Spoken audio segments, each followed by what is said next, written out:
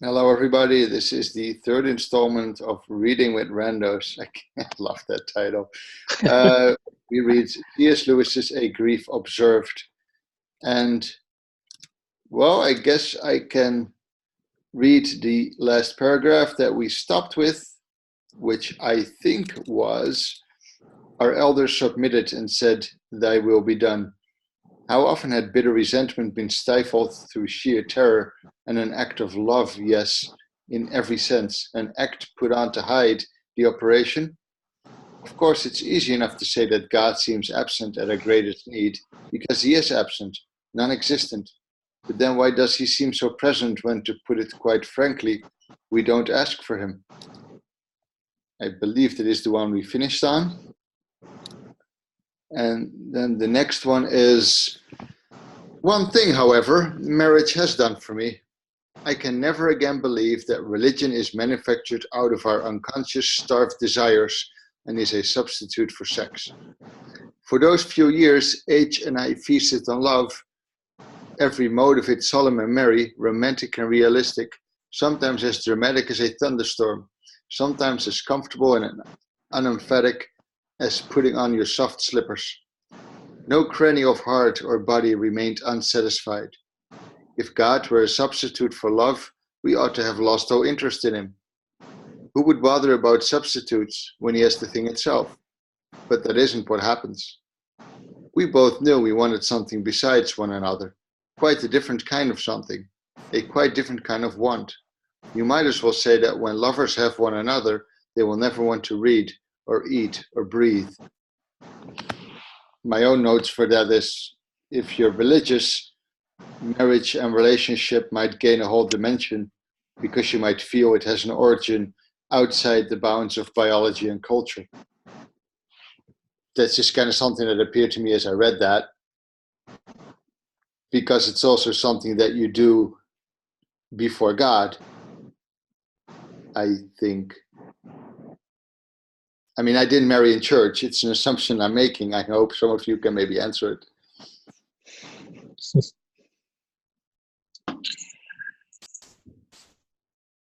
I think it most certainly depends on the couple. You know, there are couples who have their marriage in church, just because it's a part of,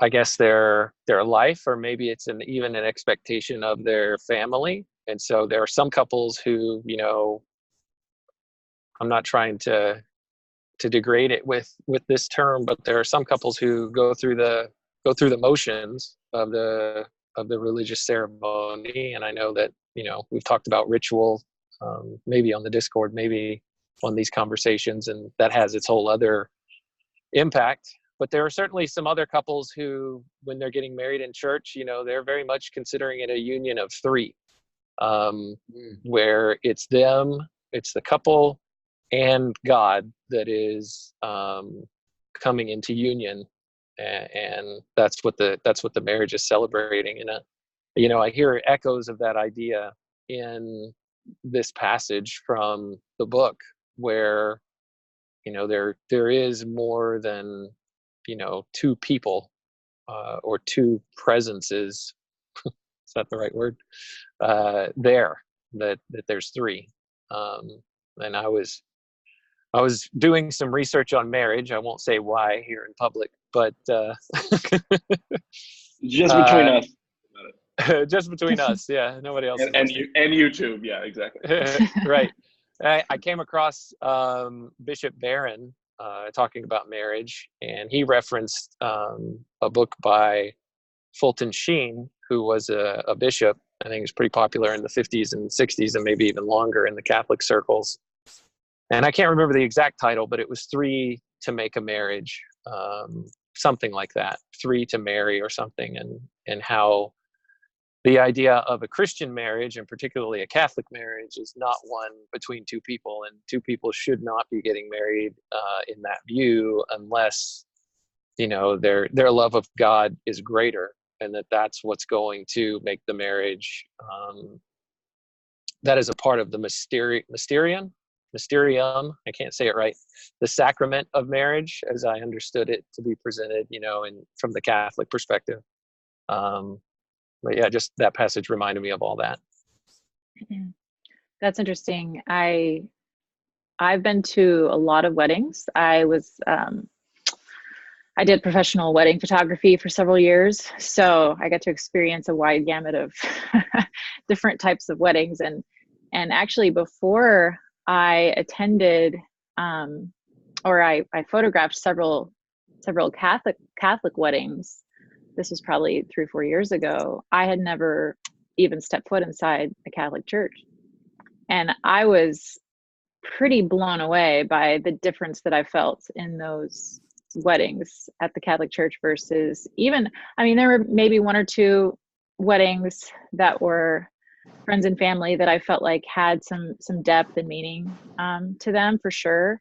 But for the most part, I really became disillusioned with even attending weddings and even, photographing them, because I was like, what am I doing this for? These people it doesn't feel like they are, I don't know, that there's anything more than just, we're doing this to be socially acceptable. I don't know. But those Catholic weddings, I was just blown away at how deep they felt and how integrated, marriage and family and the church was. And that was a lot of what really pushed me to pursue looking into Catholicism and Orthodoxy. And there's a lot of things along the way, but they were really powerful, very powerful. Yeah, I always looked at it as like the importance of God being a part of that that ceremony and that kind of stuff is about elevating what you're doing into some other sphere other than just 2 people agreeing to do something and that kind of stuff. If it's just that, like, we agreed to do something, just like let's meet at this restaurant and have dinner and that kind of stuff. It's an agreement that we have. This is something more, and so it's a covenant, and a covenant is made kind of between. If you look at the Old Testament covenant rituals, I don't know if you ever go back and read the story of God's covenant with Abraham and how weird it is.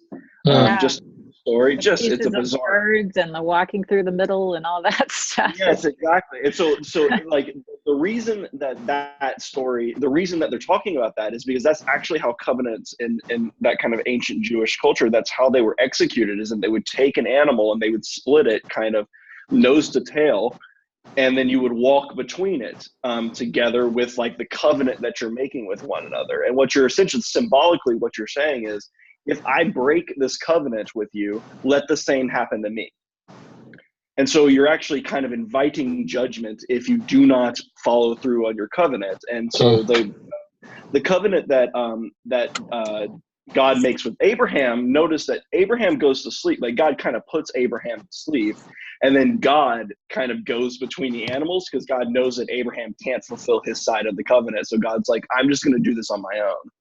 I'm going to fulfill this covenant with you by myself, because you're not capable of doing it.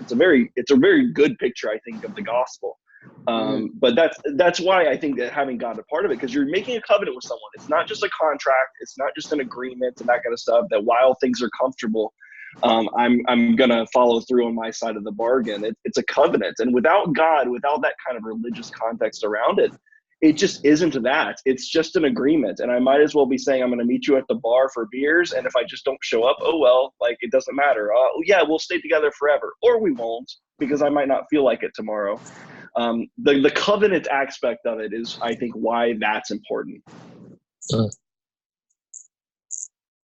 I love that story of Abraham. I mean, I always just imagined he was so absolutely exhausted from running and trying to keep the birds away from eating the sacrificial animal, that he just eventually just collapsed, exhausted, covered in whatever, all the blood of all the animals he slaughtered, and then God showed up. Yeah, or he was on like DMT or something like that. But also, I mean, Abraham was just, it shows in that story, like, he just doubts, like, okay, maybe if I'll do this ritual, maybe then I'll have certainty. It's he just doubts all the way. But I think there's something I've been doing a lot of reading about ritual and Drew Johnson's work and how the people of the Old Testament learned, they gained knowledge of God through these acts. And he doesn't, when Abraham says, how will I know? God says, here, we're going to go through this ritual. And I think marriage, in a sense, gives you, and I think that, like the monastics, I think, in a sense, are married to the church. So it's the same type of thing. It's this pledge, this commitment of, I'm not going anywhere. And I think through that, and only through that pledge and that commitment, can we learn and have that knowledge of God. Just that complete, like, I don't know, growing up, divorce was something that my parents very much said, like, it was a serious thing. Like, this isn't a nonchalant deal. Like, if this happens, it's going to be hard and going to be intense. So it was really emphasized to us that, take marriage seriously and try your very best to make it work if possible. And I know it doesn't always work out that way. And I know God can work through that, but I know it's not just like you said, like going to the bar.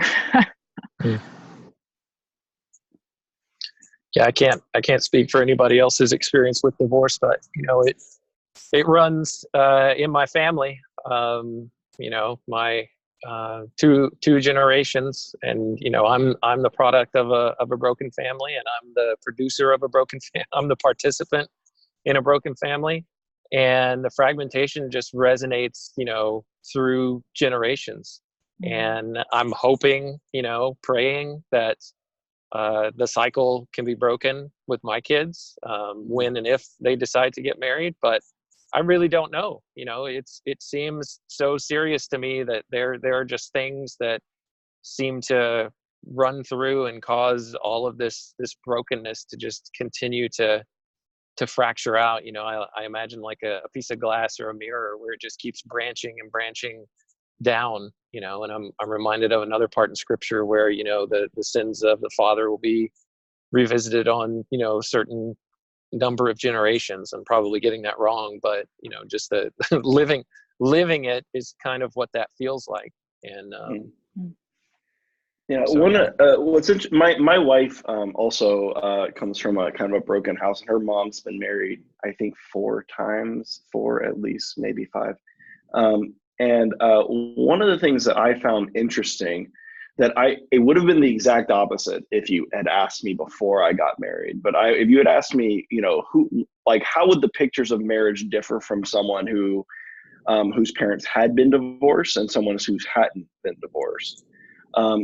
And what I found is that my wife had a much more idealized view of marriage than I had, even because her mom, what marriage should be, even though her parents had been divorced, whereas I did not have an idealized view of marriage. I knew that it wasn't going to be easy and that kind of stuff. And so I wonder whether or not, I think that what's going on is, if you see a problem or you're having that kind of conflict, and, like C.S. Lewis says, is turbulence and those kind of things.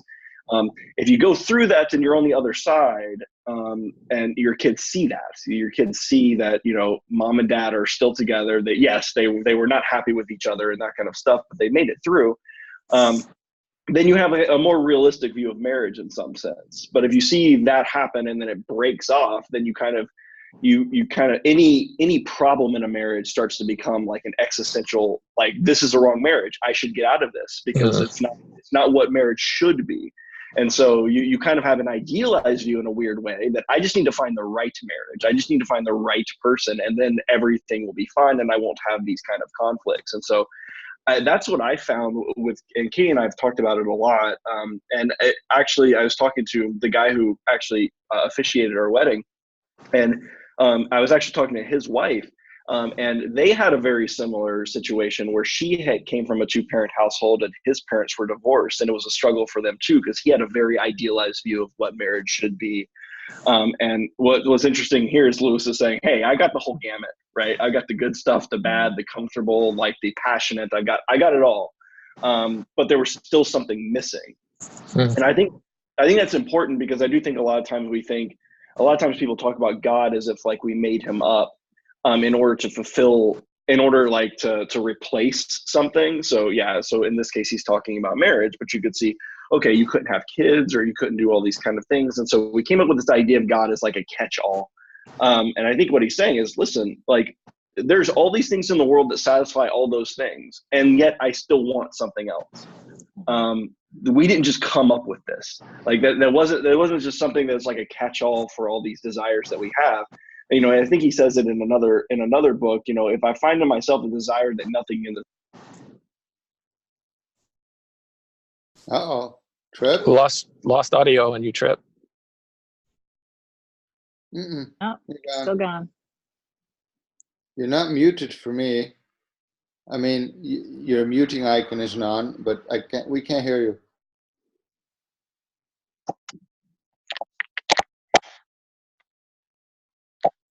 Try again. No. Can you hear me now? Yeah, there you are. Okay. Yeah. With my Bluetooth, I could hear you fine. So Yeah, we can hear you now. Yeah. Yep, you're one back. second. Now I lost you. Jesus. Where? Where were we?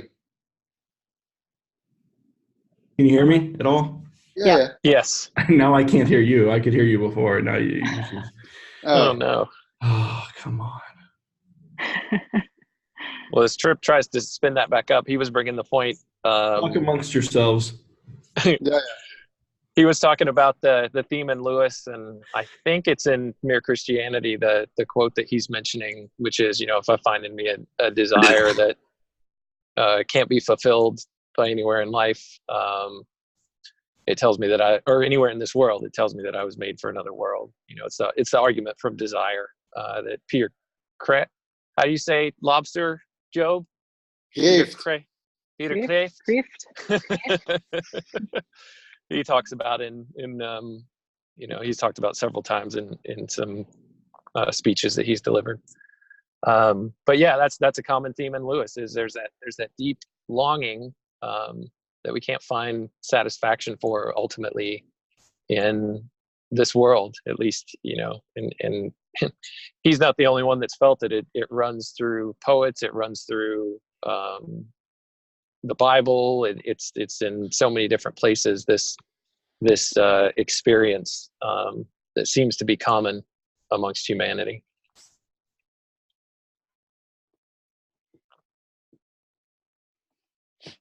Job, I'd like to hear your thoughts about this, because I, again, you know, have been immersed in a Christian family, Christian community my entire life. And so my familiarity with people outside Christian faith is pretty limited.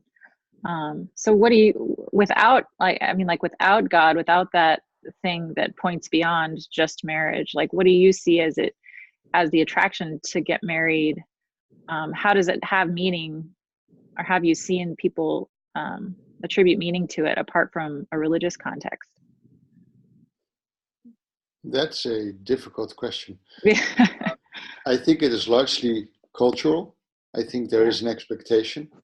I think even when you say it's cultural, that people also would like to still be married in a beautiful building like a church.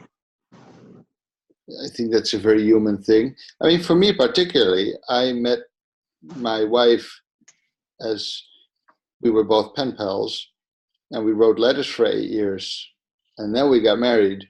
It just seemed the next logical step. You spend so much time finding out about the other that eventually you're like, yep, I want to be with this person. I sometimes see an interesting parallel with my approach to religion, but let's not get into that.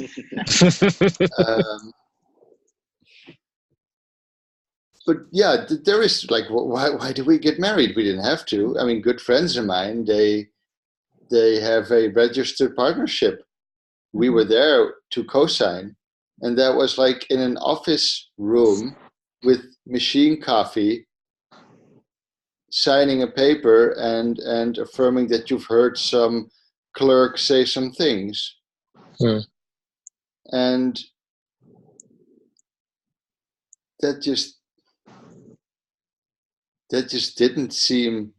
seemed like you're doing that to get the tax benefits, which is perfectly legal, but then you kind of just together. There seems to be something missing. Now, I might be horribly biased, but we had an official with special clothes, and we had been talking to her. So this was just a person from the municipality.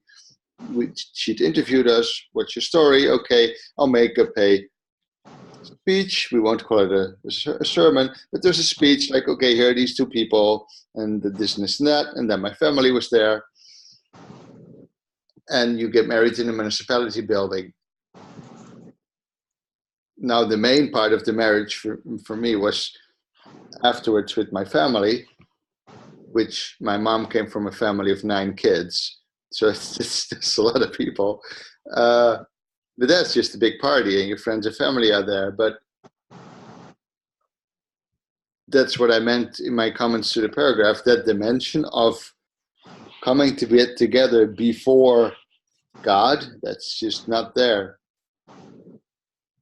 But that's I don't think that's strange if God doesn't exist in your frame of reference. You don't think about that.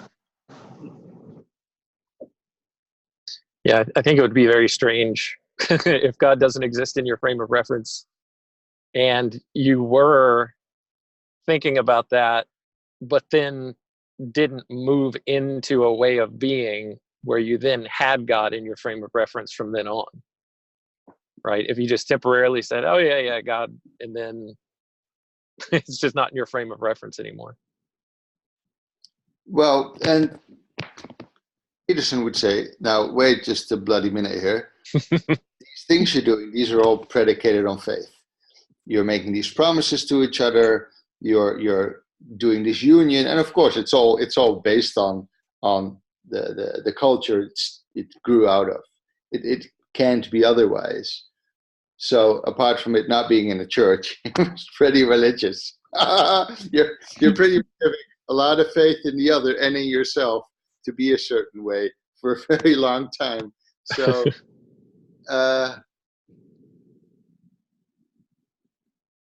I think what makes it so interesting in a religious context is that you also make that promise to somebody else who's got way more.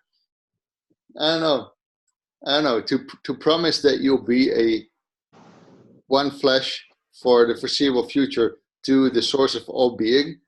Yeah, that's kind of a big thing. Yeah. I'd be pretty nervous about that, to be honest. I know how you all dealt with that. Oh boy, I had it easy. I just had to say the other person. Yeah. Just you didn't say it, so God doesn't care, Job. That's what we're. Yeah. I'm sure that's it. I've tried my hardest. Well, but I wonder whether or not that's part of like an extra dimension of grief that Lewis was experiencing, though, because here you are, you go before God to make these promises to be with this person. And then in some sense, God takes that person away from you and leaves you by yourself. Mm-hmm. Right. And so I wonder if that's part of the betrayal that he's feeling, right? That like, wait, I was holding up my end of the bargain here, right? I was fulfilling my part of the covenant. And then you took it away from me. Like, this wasn't, my fault. Whose fault is it? Well, it's got to be the person who's in charge. Who's that? So I wonder if that's like an added dimension to like a Christian's grief in times like that. That you're asking that why that you don't have to ask if God's not there. There is no why, so why ask it? No, there's no real point. We're just We're just participating in culture in the atheist frame. It's still beautiful and it's still worthwhile, but it's, if you dig deep, none of it makes any sense. Why would anyone do this? It's the worst deal. But we do it anyway. And it makes sense that marriage is declining and why people are putting it off. I mean, I have a couple of friends who are, they're living together, and it's like, why get married? It just complicates things. We're doing everything else. Like, what's the difference? What is the difference? Yeah, and that's the annoying thing about religion. It really screws with your established worldview on loads of things. Like, I've been starting to look at marriage a whole different way. I'm like, wait, just a bloody second. But yeah, that's just how it goes. But I can perfectly see how religious people who get married, it's just, yeah, how do you even deal with it? Anyway. It's probably a whole different conversation. I think we should go to the next paragraph, if that's okay. Otherwise, agreed. It's like we're almost a half an hour in.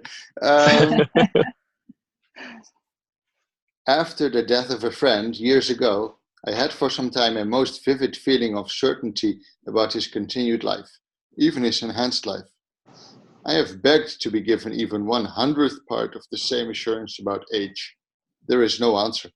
Only the locked door, the iron curtain, the vacuum, absolute zero. Them as asks don't get. I was a fool to ask. For now, even if that assurance came, I should distrust it. I should think it a self-hypnosis induced by my own prayers. At any rate, I must keep clear of the spiritualists. I promised Age I would. She knew something of those circles.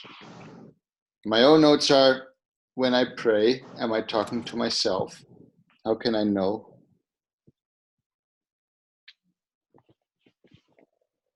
This is Skeptic Lewis.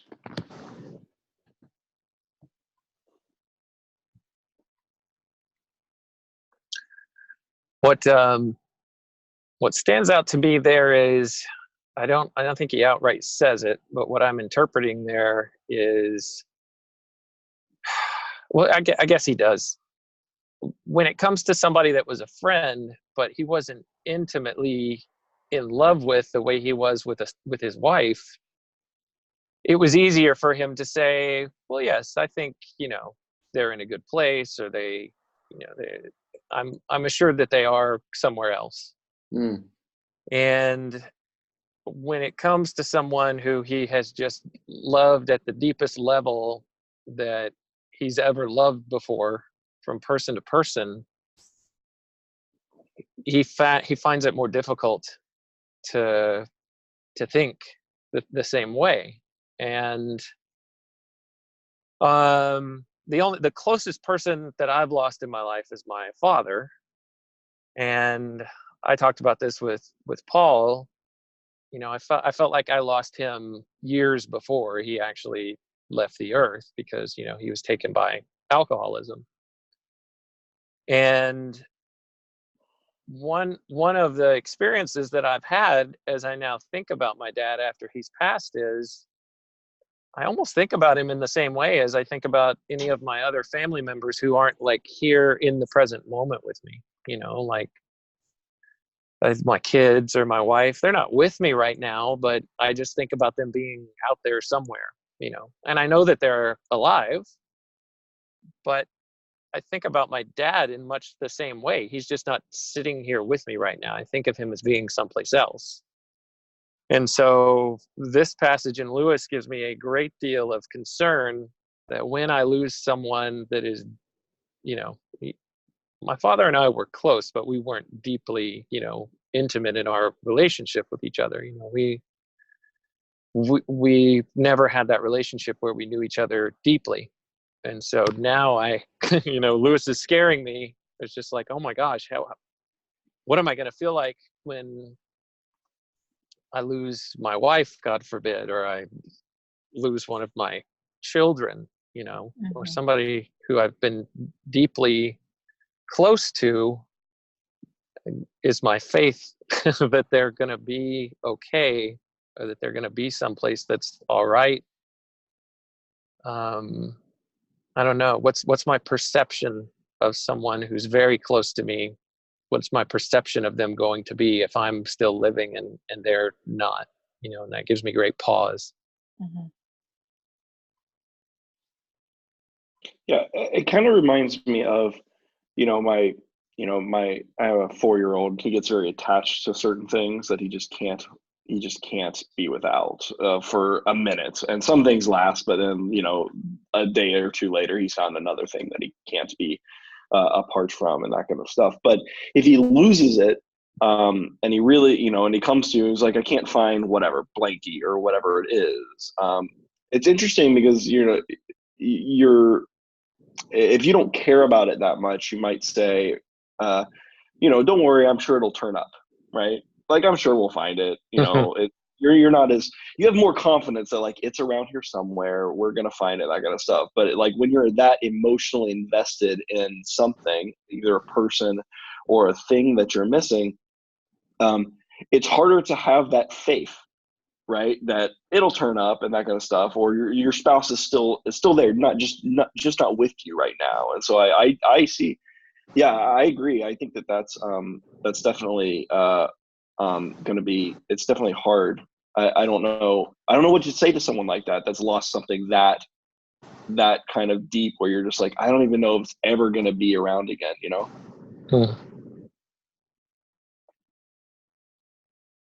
Yeah, it's funny, as you were saying that trip, I'm like, yeah, my wife's going to turn up. I'll see her tonight.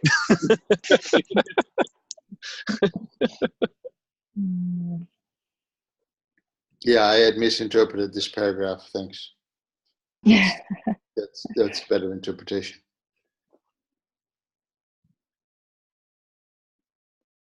Sarah, Well, I didn't. Oh, Sarah, I'm sorry. Yeah, go ahead. No, I don't, I haven't experienced the loss of someone extremely close to me like that. I mean, grandparents is really the closest.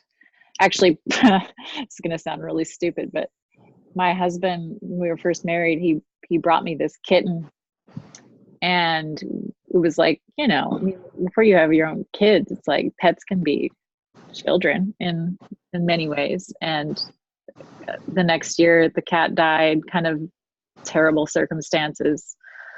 And we had been through a lot with this cat. He'd gotten his tail frozen off, and I don't know. It's just he was part of our early marriage, and very much a product of the two of us, And the cat died, and I couldn't even get out of bed for like 2 days. And again, you say it's just a cat. Take that experience and multiply it by how many times thinking about losing a child.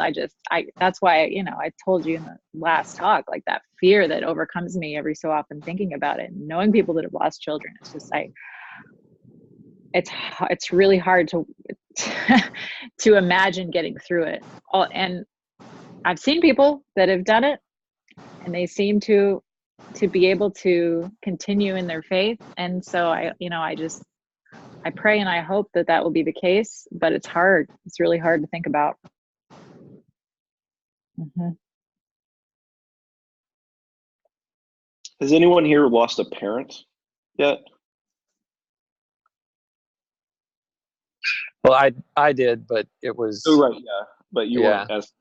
Yeah, that's right. It wasn't immediate. It wasn't unexpected. It was a long loss where the person just continued to fade away from, being who, I knew them as a child, and I don't know. I haven't yet, but think about it. Yeah. Well, in Trip, I know, going through this miscarriage, I feel like miscarriage is such a hard deal because people don't acknowledge it. I think, at least when, because we went through one a couple years ago, and it was like, we're going through all this grief, and yet, I had a friend who lost a full-term baby, and they had a whole funeral, and, it's people just bringing meals and whatnot. And it's like you go through a miscarriage and it's almost like this thing that no one wants to talk about. It's like shameful. Yeah. And as a woman, you feel like you failed. It's like your body didn't do what it was supposed to do. And so it's all of these emotions tied up into not only, the loss of a child that you never knew. So you don't have, it's different, obviously, I think, than, losing a 3-year-old or a 5-year-old. You don't have those memories. And yet it's still, you feel the depth of a human being, I don't know if that's kind of your experience as well. I just Yeah. made that kid. Oh, sorry, Trev. Go ahead. Oh, go ahead. Yeah.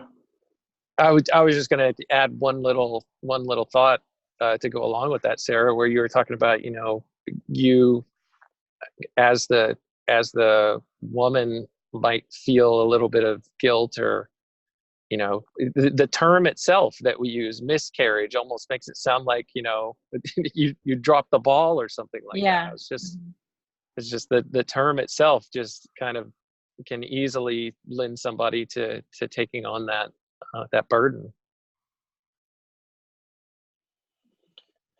Yeah, it's interesting. I mean, there's definitely a grief there. I think that it's a grief that, again, I think that, if someone really close to you dies, you feel like a part of you, and depending on how close you are to that person, a part of you died too, right? Like a part of you is gone and is never, it's never going to come back, right? There's a part of you that someone else brings out in you. And so losing a parent, losing a friend, those kind of things, losing a spouse would be really hard. It's weird with a miscarriage though, because that wasn't a person I really got to interact with. And so it's almost like this unfulfilled potential, the potential, yeah. Feeling, right? It's the potential that's what you're grieving. It's not like, I don't feel like a part of me died in the same way, that of something that was there is no longer. It's something that could have been that never will be. And it's a little, yeah. So, I mean, it's similar, but, that's kind of how I'm feeling about it is I just feel like there's this future timeline that's never going to exist anymore. That's never going to be here. And it's painful. I think it's painful in a different way than losing someone that you got to experience, who they were. Have you guys heard Dr. Nathan Jacobs talk about his and his wife's miscarriage and kind of how they've been able to frame that? Do you know it well enough to talk about it, Sarah? I'm trying to grasp at the memory of it. I only heard it once, but I mean, basically, he was saying that, if you're trying to come up with the best case scenario in a situation like miscarriage, because they had a miscarriage and then they had another child pretty quickly afterwards, and that was our case too. We ended up having our third pretty quickly after our miscarriage, and I'm probably going to butcher it, but it was basically that any scenario, the one where both of those lives exist is the one where the child was miscarried and the next baby was conceived.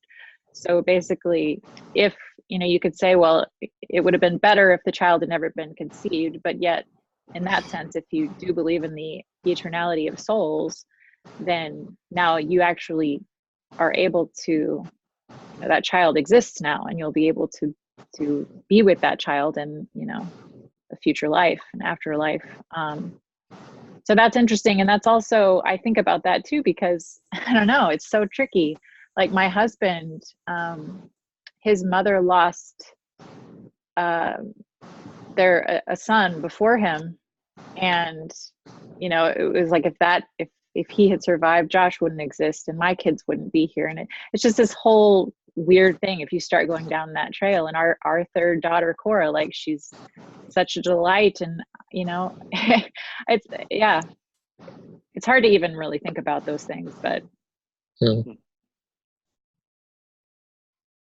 I can just hope that there's some sort of beautiful picture that's being woven that I don't know.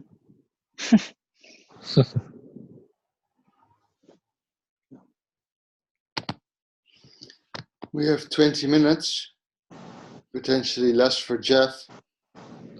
Less, fewer. I always get them wrong. We can try another. Yeah, let's shoot for another. All right. Keeping promises to the dead or to anyone else is very well, but I begin to see that respect for the wishes of the dead is a trap. Yesterday I stopped myself only in time from saying about some trifle, H wouldn't have liked that. This is unfair to the others.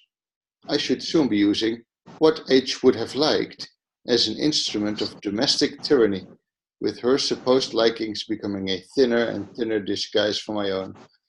It's such a honest and self-aware statement. How we use the dead to further our own goals. Like, oh, what would your grandfather think if you were alive to see this? Yeah.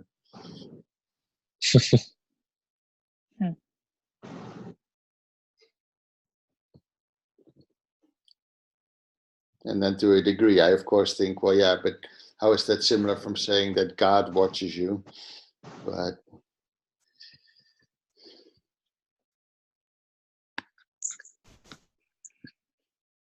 Yeah, that that did remind me of that. My grandmother would say that to me when I was a little kid. Jesus is watching you, Jeffrey. He wouldn't want you doing that. Yeah. It's certainly scared me. Mm-hmm. And as a child, your conception of that is just all different. We had we would watch cable TV at the neighbors, and there was one of the girls from quite a conservative family, and she would watch TV from under the kitchen table, because then God couldn't see her, and then he wouldn't know that she was watching the series. It's a very literal view of God looking down. Satellite overview. Yeah. I like Yeah, that. I like that. Trip, I'm sorry. I didn't have much of a thought. You go. I do think it's interesting. I think it's a little bit different when you're talking about, oh, God doesn't like that, because none of us have a monopoly on what God thinks. Like, we don't have that kind of like epistemic superiority where I know what God thinks, or I mean, I guess some people think they do, but we like, it's harder. But like if you're gonna, like in Lewis's case, if he's gonna say to his kids like, oh, your mother wouldn't have liked that, there is kind of a superiority of like, I actually know better what she liked and didn't like, and so you just have to take my word for it. And so I think you're actually, even if you're going to use that, you're actually in more danger of using it to your own ends than God, because other people may not just go along with what you think God wants. But your children might be able to be guilted into what their dead mother might have wanted based on what their dad's saying. So I think it's a little bit different. I never even thought about that dynamic with like a surviving parent and their kids, and how would you navigate those conversations. But it is interesting now that you mention it. I mean, because let's say somebody would say, well, dead person X wouldn't have liked this. And they're like, yeah, but they're dead. So, and I don't mean the reason I say that is then, but instead, what happens is, oh, yeah, as a sort of reverence towards the memory of that person. Yeah. Well, that person would be disappointed. That person would be disappointed in you, right? So it's a shaming almost. Yeah, it's like my potential is not properly. Oh, Trip is yelling at somebody else. The right, Trip? Yeah. Someone's trying to take my room. Not let them. Okay. Get out of here. Your potential is not being aimed towards what the other person would have liked you to aim it towards. So it's kind of Petersonian in that sense. He would have said something similar. Yeah, I think there's a way that you could in that situation shame like your kids, for instance, in a way that it's harder to do. I think with God, although you can still do it with children, I think, but I think with the mom, especially with older kids, you could do it a lot more. I've even caught myself doing it, and my husband is still alive, you know, be like saying, it's like a way, it's a way of deflecting responsibility. It's like, well, you know, your dad wouldn't be happy if he saw you doing this and this and this. And it's like, you know, I'm not the bad guy, he is. And I could see how you could do that. Oh yeah, that's a good point. Yeah. Judgment by proxy. Like, yeah, I thought about that. And it's like, maybe that's not so healthy. I'm cool, but your dad's kind of a jerk. Yeah. So, like maybe let's stop doing this. Yeah, exactly. But there is a sense of like respecting things that, I mean, like even I think of I don't know, things my grandparents that have passed away, things that they would say and do, like there are things that I still to this day will think about and will adhere to because they told me these things. And I think it was always things that they did that I feel fond of, or that, you know, that bring back the memory of them, like ways that my grandmother would tell me to, you know, sit up straight, and, you know, just different things that I loved about them. And yeah, so I mean, I'm sure you could go either way with it, but It is interesting to think about that we're still shaped by the people of the past. I mean, for sure. I'd been listening to this audible course on existentialism, and one thing it goes into is Sartre, and he had this strong concept on how we don't shape ourselves. We don't really have that self-actualization, to a degree maybe, but we're mostly shaped by the people around us.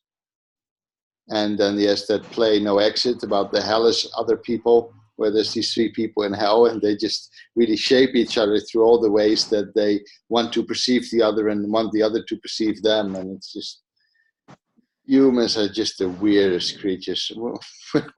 Yeah, I mean, yeah. It's that odd mix. It's that odd mix of, you know, being changed or being affected by the people around you and by the environment, but also it's the, I can't think of anything anymore without thinking of the God number one, God number two frame that Paul Vanderklay uses, because in the Abolition of Man, it's either the second or third chapter where he just talks about, you know, we are just completely the slaves of all the generations that have come before us. You know, they've made so many decisions that have brought us to the environment and the condition that we're in. Mm-hmm. So it's both coming from above and below, you know, the way that we're being shaped. I say the above as the God number two, the actual personalities that we interact with every day. And then the below, the God number one, all of the generations that have come before us, you know, that have just come together to produce, you know, the individual that each one of us is. And so when you look at it from those two different perspectives, it's like it's the blend of those two, and then also the free will aspect that comes into it. You know, you have all of these different factors that seem to be driving. You know, we didn't choose what our personality is, but at the same time, we kind of choose what we do with that personality. Mm-hmm. And then again, we don't, because we have different random variable individuals that are thrown at us that kind of change our lives directly and indirectly. So it's like this dance that's happening all the time.